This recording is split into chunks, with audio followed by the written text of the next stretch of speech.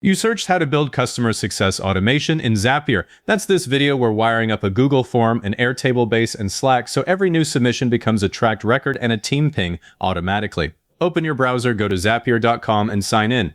Once your dashboard loads, confirm your Google, Airtable, and Slack accounts are already connected here. If they aren't, connect them now so we don't hit interruptions mid-build. Click Create up top, then choose Zaps. The editor opens with a blank trigger. Click the trigger step, search for Google Forms, and select it. For the event, pick New Form Response that fires for every single submission. Hit Continue.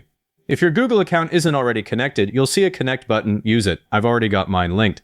Now select your existing customer feedback or support form from the dropdown. Before you move on, confirm that form has at least one submitted response for sample data and that its critical fields, name, email, issue, priority, are set to required. That stops blank records from breaking your notification flow. Click Test Trigger. Zapier fetches a recent response. You'll see fields like customer name, email, company, issue, request type, priority, satisfaction rating, and comments. That's exactly what we'll map. Select the sample record and click Continue with selected record. Now add the Airtable action, hit the plus button under the trigger, search for Airtable, and choose Create Record.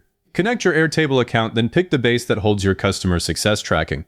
I'm using a base called Customer Success and a table named Customer Requests. If you don't have a table yet, create one with columns matching your form fields. Map the fields for each one, click into the Airtable field, and select the matching Google Forms field. Customer name to customer name, email to email, company to company, and so on. I map them quickly by just picking from the dropdown. It's way faster than typing field names manually. For the status field, type the word new. Every request starts as new, so your team can filter by status later. Once everything is mapped, click Continue. Test this step, click Test Step, and Zapier creates a record from the sample data.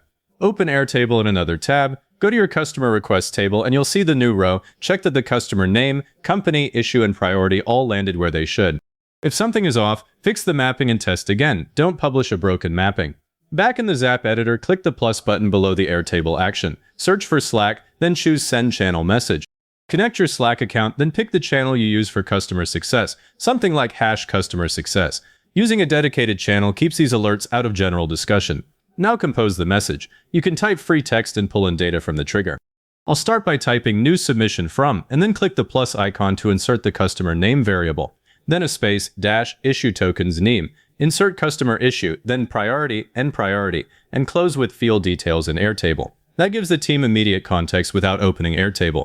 Including the priority and satisfaction rating helps them triage faster. Test the Slack step. Click Test Step and Zapier posts the message. Switch to Slack, open #customer success, and confirm it displays all the info correctly. If it does, the notification pipeline works. Before you publish, give the whole thing a quick sanity check.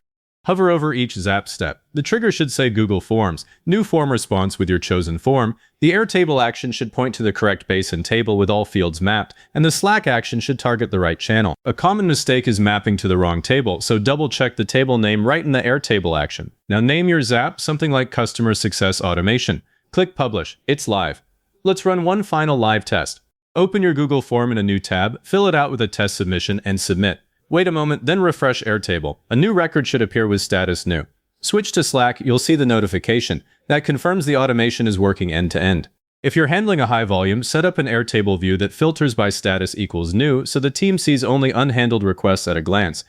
You might also add a filter step right after the trigger to only send Slack alerts for high-priority items. Just insert a filter by Zapier step and set it to priority equals high. And periodically check your Zap history to catch any failed runs before they pile up.